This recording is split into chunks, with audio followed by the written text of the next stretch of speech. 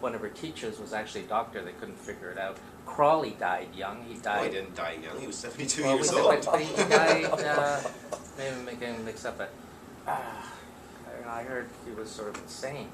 No, actually, he wrote some of his best books later on in his So life. sort of more of his. There's a lot of gossip about how. I guess so. Anyways, but I know the unfortunate. But still, protecting yourself is not. That's a valid point. That's a valid point. And I think it's interesting that Deanne Fortune, they would bring her up in that context. She famously wrote Psychic Self-Defense. Yeah. Like she was obsessed with I self-protection. read that book a long time ago. It's a good book.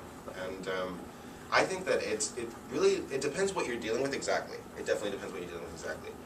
If we're talking about using, for example, the goetic spirits, protecting yourself is going to be a matter of adequately banishing and clearing the space, not having materials and images extraneous to the ritual present while you're doing the ritual. If you have to do it, I always tell people to do, if they're going to do evocation, to do it in a room specifically set aside for that purpose, so you don't have people trafficking in and out, you don't have different people's energies coming in there, bringing stuff in, leaving stuff there, whatever. But if you absolutely have to do it in like a living room or something like that, to cover up everything with sheets so that you're not distracted by your DVD case or whatever. And that's one aspect. To properly banish and cleanse the temple before and afterward is also important. Afterward is a little catchier depending on exactly what you're trying to do, because you don't want to invoke a current of energy and then just dissipate it immediately with the banishing ritual. In dealing with God's self-protection is more to do with making sure that your ideas are in line with theirs, so you have less of a chance of interference, and to expect a sustained relationship, and to keep that relationship a good relationship, to keep up your end, not to promise things and then not do them, essentially. And in terms of just using sympathetic magic, I have never seen any evidence to support the idea that attacking someone by that means brings anything negative on you. Now, that doesn't mean that I'm right about this, but I haven't seen the evidence to support that theory. I mean, people talk about karma, they talk about the threefold law. As far as I can tell, bad things happen to good people and good things happen to bad people. But karma isn't linear. No, I understand Just because that. you do something doesn't mean it could come back 2-3 lives. But later. You don't know that. That implies a certain idea about good and evil. Mm-hmm. So it depends what that idea is. And that's why I talked about what it is in Thelema, essentially. When Crowley talks about his definition of compassion. Like if you used hostile magic perhaps to destroy the flower in your garden, then that could bite you in the ass karmically. It can affect your next incarnation negatively. Whereas if you're cleaning up your garden by weeding it, taking out the things that are drawing it away from your energy, then that could positively affect your next incarnation. So that really depends on where the target falls into that definition. Yeah, because there are all different types of magic. For instance, in India they have what they call Vama Marga and Dakshina Marga, the right-hand path and the left-hand path. So if you want to do a negative magic, there's some that you eat only vegetables that are grown under the ground. So it's creating a certain diet Right. to have a certain effect. And you do certain fast along with certain cycles of the moon Yeah. in a certain type of room of a different shape. Yeah, then and I would actually say there's many forms of evocation that say that. Like the Grimoire magic also, there's a lot of books which say, you shouldn't have consumed the flesh of an animal within 3 days before attempting these rituals. I haven't had that as a problem using it myself, but I will say definitely there are certain spirits that, yeah, they require you to have certain diets, and they want certain things in your body when you deal with them, and certain things not in your body, depending on the spirit in question, yes, certainly. And it is important to keep those things in mind. I mean, I think there's a tendency to over-exaggerate the danger of all aspects of ceremonial magic. People are very quick to say that something's going to be potentially harmful. I think far more likely just the thing won't work, as opposed to anything bad happening.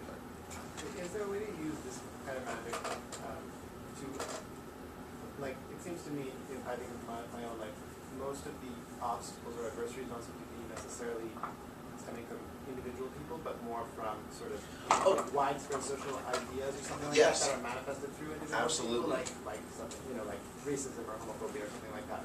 Like, is there a way to use this kind of magic on that level? Absolutely, and that brings me actually back to, I was talking about before designing a sigil, for example, and imbuing it with the idea of what one is trying to attack.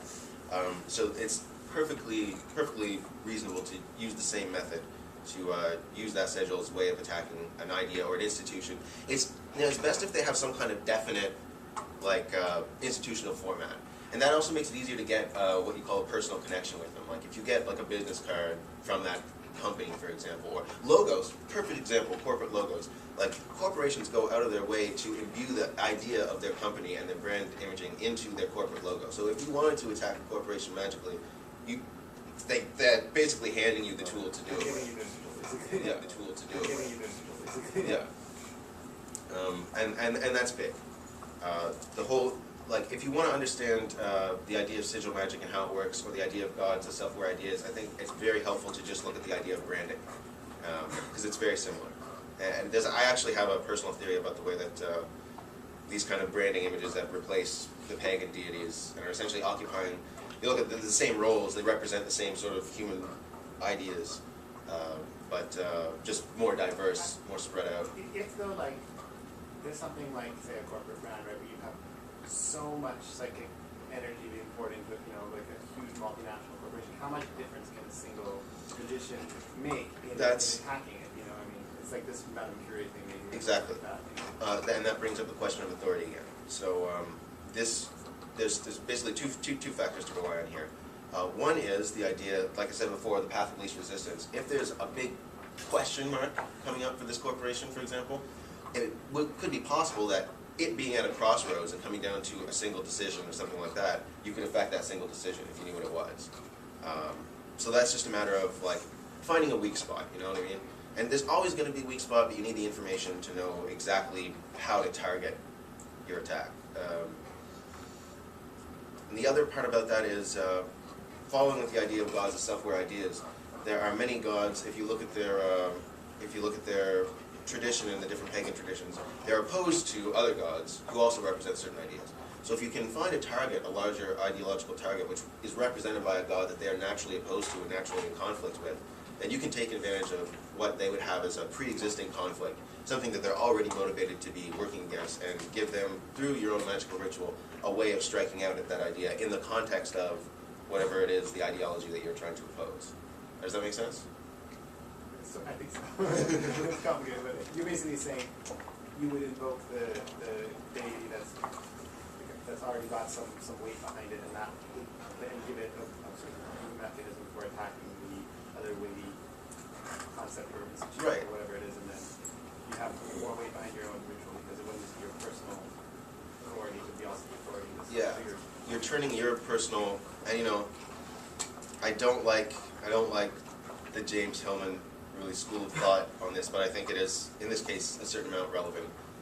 You are sort of mythologizing your own life, your own personal conflicts, and making it part of that, the mythology of that deity, and fitting it into that divine story, and that is a way of providing a certain amount of metaphysical authority to basically like make that conflict that you're having in the physical manifest world analogous to the conflict that's taking place between these ideas.